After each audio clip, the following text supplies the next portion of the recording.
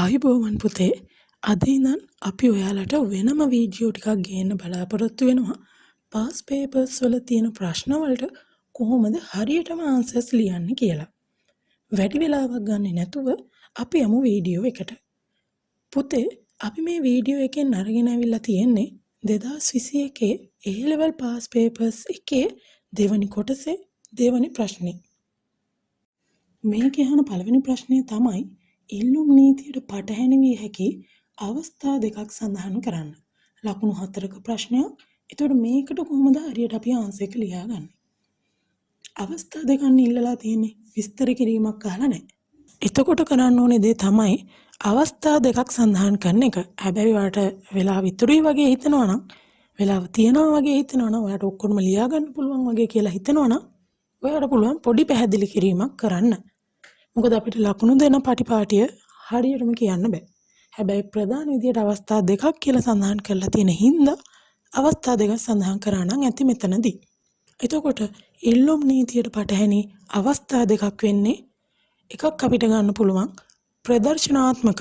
එහෙම නැත්නම් අපි ඒකටම කියනවා ජේතුකාර පරිභෝජනයට අදාළ භාණ්ඩ. මේවා සම්බන්ධයෙන් අපිට තියෙන්නේ ඉල්ලුම් නීතියට පටහැනි අවස්ථාවක්. මොකද මේ ප්‍රදර්ශනාත්මක භාණ්ඩවල මිලත් ඉල්ලුම් ප්‍රමාණයත් අතර තියෙන්නේ ධන සම්බන්ධතාවයක් හින්දා. ඊට පස්සේ එක තමයි ගිෆන් භාණ්ඩ සම්බන්ධය. ඒකෙත් තියෙන ධන සම්බන්ධයක්. ඊට පස්සේ තව අවස්ථා ගත්තාම භාණ්ඩයේ ගුණාත්මක තත්වය මිල මගින් තීරණය කරන අවස්ථා. ඒ වගේම මිල වෙනස් වීම පිළිබඳව පාරිභෝගික අපේක්ෂා. මම මෙතනදී පොඩි පැහැදිලි කිරීමකට යන්නම්. ගිෆන් භාණ්ඩ කියලා කියන්නේ මිල අඩු වන විට මිනිසුන් ඒව මිනදී ගැනීම තවත් අඩු කරන භාණ්ඩ. ඒ කියන්නේ ඉතිරි වන මුදලින් වඩා හොඳ වෙනත් භාණ්ඩ මිලදී ගැනීමකට මෙයාලා පෙළඹෙනවා. ඊළඟ එක තමයි වෙබ්ලන් භාණ්ඩ. එහෙම නැත්නම් අපි කියේ ප්‍රදර්ශනාත්මක භාණ්ඩ කියලා. මේවා සමාජයේ කැපී පෙනීම එහෙම නැත්නම් තත්ත්වය පෙන්වීමට තමයි මිලදී ගන්නෙ. මේ වගේ මිල වැඩි වෙන තරමට තමයි ඉල්ලුම වැඩිවීමක් වෙන්නේ. උදාහරණ විදිහට මිල අධික සුඛෝපභෝගී රථ වාහන, දියමන්ති, රත්රන් මේ වගේ දේවල්. ඊළඟ එක මිල වෙනස් වීම පිළිබඳ පාරිභෝගික අපේක්ෂා ගත්තාම අනාගතයේදී මිල තවත් වැඩි වෙයි කියලා හිතලා වර්තමානයේ මිල වැඩි වෙමින් තියෙන අවස්ථාවලදී පවා වැඩිව ඉල්ලුම් කිරීමට තමයි අපි කියන්නේ මිල වෙනස් වීම පිළිබඳ පාරිභෝගික අපේක්ෂා කියලා. ඊළඟට දෙවෙනි ප්‍රශ්නෙන් අහලා තියෙන්නේ පෙට්‍රල් ලීටරයක් රුපියල් 140ක් වන විට ලීටර් 22ක් මිලදී ගන්නා පාරිභෝගිකයෙක් ලීටරයක මිල රුපියල් 160කට ඉහළ ගිය විට ලීටර් 18ක් මිලදී ගන්නා බව සලකන්න. මෙම පාරිභෝගිකයාගේ ඉල්ලුමේ මිල නම්‍යතාවය ගණනය කරන්න. එතකොට අපි මෙතනදී කරගන්න දේ තමයි මේක දැක්කහම අපි ටිකක් සරල කරගන්න බලනවා. වගුවක් ආධාරයෙන් හෝ Tamanට කැමති විදිහට ෂෝට් විදිහකට මේක ලියා ගන්න ඕනේ. එතකොට මම මෙතන අරන් තියනවා P Q කියලා ටේබල් එක දෙපැත්තට.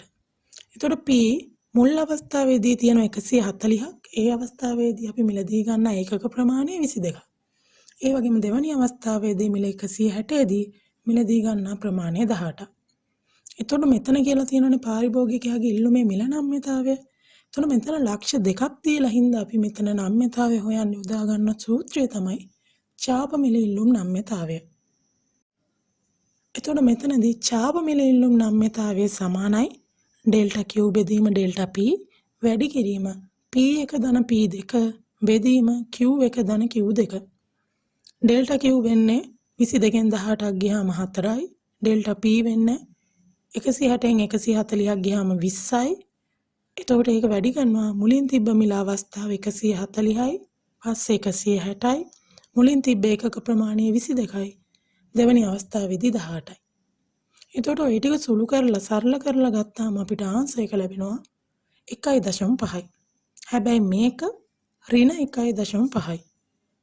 එතකොට මේ මිල ඉල්ලුම් නම්‍යතාවය වෙන්නේ අපිට 1.5යි. හැබැයි මේ ඍණ ලකුණෙන් පෙන්වන්නේ මිලත් ඉල්ලුම් ප්‍රමාණයත් අතර තියෙන ප්‍රතිලෝම සම්බන්ධතාවය.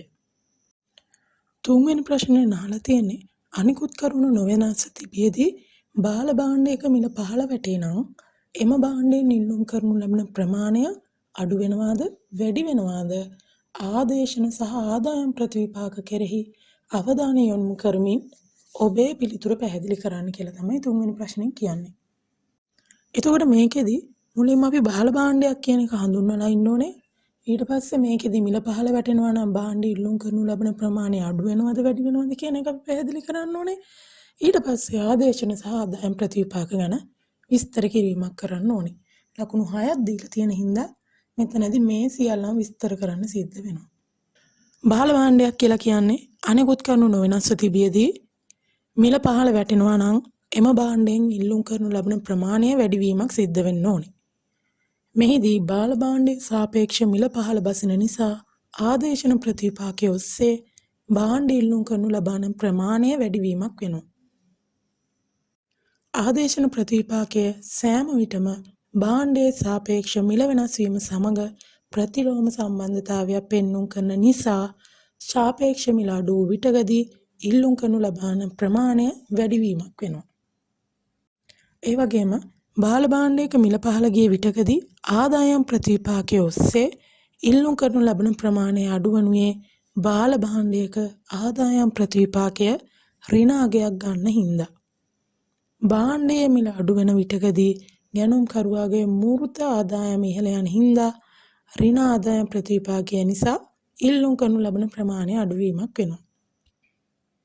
ආදේශන ප්‍රතිවිපාකය ඔස්සේ ගියාම බාල භාණ්ඩයක මිල අඩු වූ විටක ආදේශන ප්‍රතිවිපාකය ඇති කරන ප්‍රසාරණාත්මක බලපෑම ඍණ ආදායම් ප්‍රතිවිපාකය ඔස්සේ ඇතිවන සංකෝචනාත්මක බලපෑමට වඩා බලවත් වෙනවා.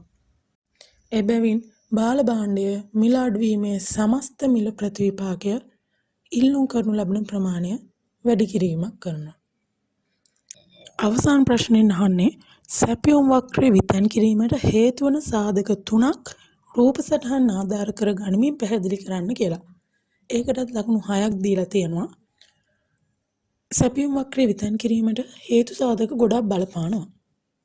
යෙදවුම් මිල, වෙළඳපළෙහි සැපයුම් කරුවන් සංඛ්‍යාව, තාක්ෂණය වෙනස් වීම, බදු සහන ආධාර, නිෂ්පාදනයේදී සම්බන්ධිත භාණ්ඩවල මිල, භාණ්ඩයේ අනාගත මිල පිළිබඳ අපේක්ෂා, ඒ වගේම සැලසුම් නොකළ සාධක උදාහරණ විදිහට කාලගුණය, ස්වභාවික හේතු මේ වගේ කියන දේවල්. මේවා හින්දා සැපයුම් වක්‍රය විතන් වීම සිද්ධ වෙනවා. අපිට කියන්නේ හේතු වන සාධක 3ක් රූප සටහන් ආධාරයෙන් පැහැදිලි කරන්න කියලා. එතකොට අපි එකක් ගත්තාම යෙදවුම් මිල. යෙදවුම් මිල පහළ ගියොතින් නිෂ්පාදන පිරිවැය අඩු වෙලා සැපයුම වැඩි වෙලා සැපයුම් වක්‍රය දක්නට විතන් වීමක් වෙනවා. ඒ වගේ මේකට විරුද්ධ පැත්ත යෙදවුම් මිල ඉහළ ගියොත් නිෂ්පාදන පිරිවැය වැඩි වෙලා සැපයුම අඩු වෙලා සැපයුම් වක්‍රය වමට විතන් වීමක් වෙනවා. ඊළඟට අපි ගත්තොත් සැපයුම් කරුවන් සංඛ්‍යාව වැඩි වීම මේ හින්දා සැපයුම වැඩි වෙලා සැපයුම් වක්‍රය දකුණට විතන් වීමක් වෙනවා. ඒ වගේම සැපයුම් කරුවන් සංඛ්‍යාව අඩු වුණොතින් සැපයුම අඩු වෙලා සැපයුම් වක්‍රය වමට විතන් වීමක් සිද්ධ වෙනවා. ඒ වගේම තාක්ෂණය දියුණු තාක්ෂණයක් භාවිතා වුණොත් සැපයුම් වක්‍රය දකුණට විතන් වීමක් සිද්ධ වෙනවා. ඒ වගේම තාක්ෂණය පහළ වැටුණොත් සැපයුම් වක්‍රය වමට විතන් වීමක් තමයි සිද්ධ වෙන්නේ. ඉතින් පුතේ දෙවැනි ප්‍රශ්නෙට අදාළව තියෙන ප්‍රශ්න 4 තමයි අපි මේ වීඩියෝ එකෙන් සාකච්ඡා කළේ. ඉක්මනින්ම ඊළඟ වීඩියෝ එකෙන් හමු වෙනකම් අතට ගිහින් එන්න. ස්තුතියි.